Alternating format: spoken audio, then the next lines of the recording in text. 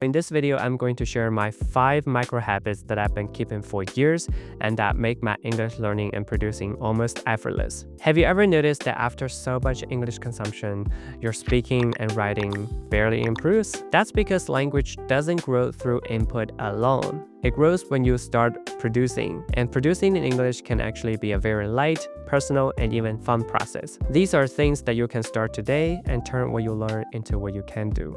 Let's dive in. My first micro habit is consistent note-taking. There are lots of things out there with noting, like educational videos or lectures. In some cases, taking notes doesn't guarantee remembering everything, but it makes sure that we always stay on track, keeping the pace and flow of a certain content. In other words, note-taking helps me avoid mindless scrolling. First of all, for intensive reading, for example, I use Margin Note to highlight and add footnotes. This app has a very powerful function that collects everything I have highlighted into a so-called learning region, so I can quickly browse the terms and items after finishing a text.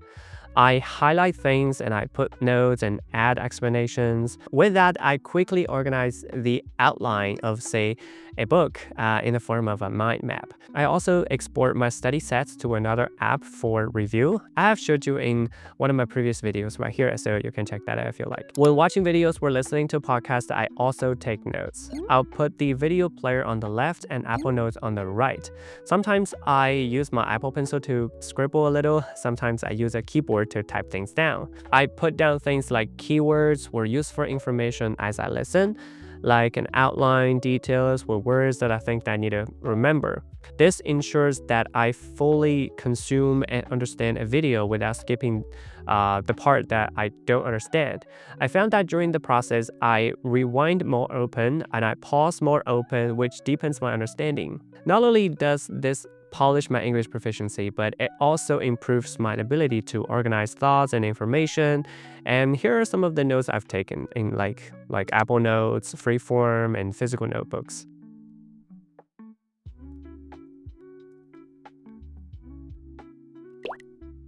The second micro habit is journaling. If note-taking helps me capture information, journaling helps me capture emotion. I've been journaling for 10 years. The first time I started was in 2015 when I was in high school. I have to say that this activity has benefited me a lot. When I go back and read entries from 10 years ago, I see how immature, short-sighted, and even frivolous I was.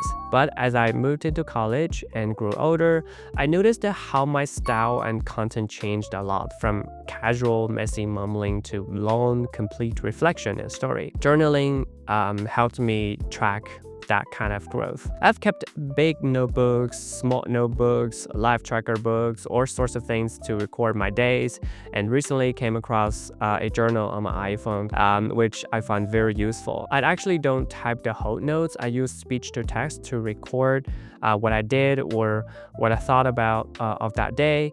Got a full-time job and someone is still in school. Someone has their own property, has their own life stable, Then I sometimes ask AI tools like ChatGPT or Claude to polish that lightly without changing my tone or style or content.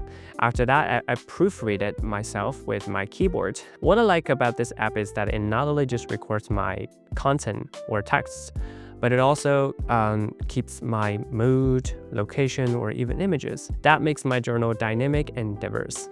Actually, when we do journals, we don't actually force ourselves to pay attention to grammar mistakes, handwriting, the qualities, or the fancy words that may hook the examiners. We just write for ourselves. So everything is okay as long as we feel good about it. The best part of it is that we would develop the feelings and habit of writing. The third micro habit is creating more content on social media, even if no one cares. Sometimes journaling does not satisfy my desire to output. I want my English producing to go public. That's where social media comes in. I know a lot of people are afraid of posting online, and of course I was. But I realized that in today's world where the internet dominates, I believe it is better to develop the habit of sharing something online. Back in high school to college, I joined group chats with English enthusiasts, observed discussions, or sometimes left comment on it. I also left comments on social media posts or YouTube videos, even if no one replied. It was still a way for me to reflect and practice expression my thoughts, and encourage everyone to start an account and just post it.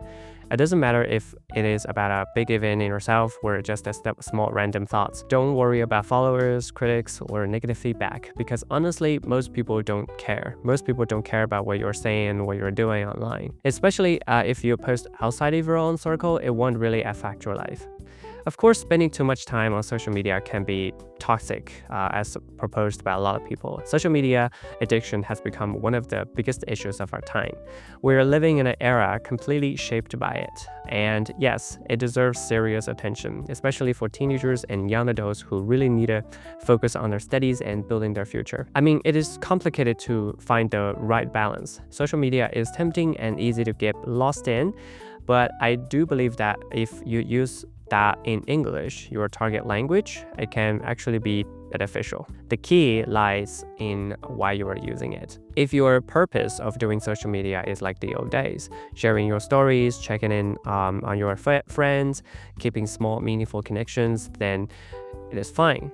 That's the healthy side of social media. But it is also very important to consciously control the time you spend on it. I have a very simple trick to do that. Every time I open a social media app, I immediately check the clock and say to myself, okay, I'll use that for 30 minutes. If it's 1 p.m., I tell myself I will close that in 1:30. No hesitation, no excuse. Just that one simple trick helps me stay aware instead of completely got sucked in for hours. Okay, habit number 4, self-talk and imitation. The fourth micro habit might sound a little bit old-fashioned, but I still find it powerful. Self-talk and imitation. Back in college or school, I call that my little walk talk. What I like to do is to put on my earphones, listen to a podcast or videos, and imitate the speaker's tone, speech, intonation, words. I often did this while walking alone in a park or around campus.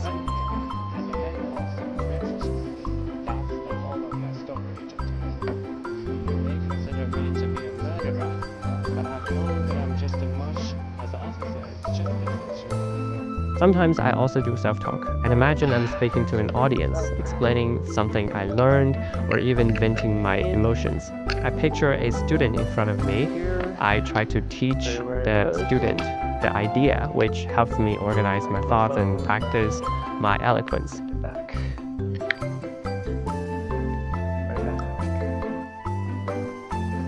I even have a bedtime ceremony where I talk to myself to clear my mind before sleeping. If I don't, I feel my brain is occupied a lot of trivial things, a lot of messy things, which keep me awake. So this routine really helps me relax and sleep better. And habit number 5, read aloud. Final micro habit is very simple, reading aloud. Many English learners avoid moving their mouths. They just read silently. But reading aloud really makes a difference. First of all, it trains our English muscles and keeps the feeling of speaking alive. Second, it slows us down and turns reading into a kind of audio-intensive reading. This forces us to notice details we would normally miss. Third, it actually helps us realize how much English is already around us in daily life. Even if you are living in a very small town, you will find English on signs, labels, products, or even online content. Read them aloud, even if they're full of mistakes. So yeah, that's basically what I'm going to talk about in this video. This is the end of the video. I'm Shawny English here. Remember, learning, be happy. Happy learning. I will see you next time. Bye-bye.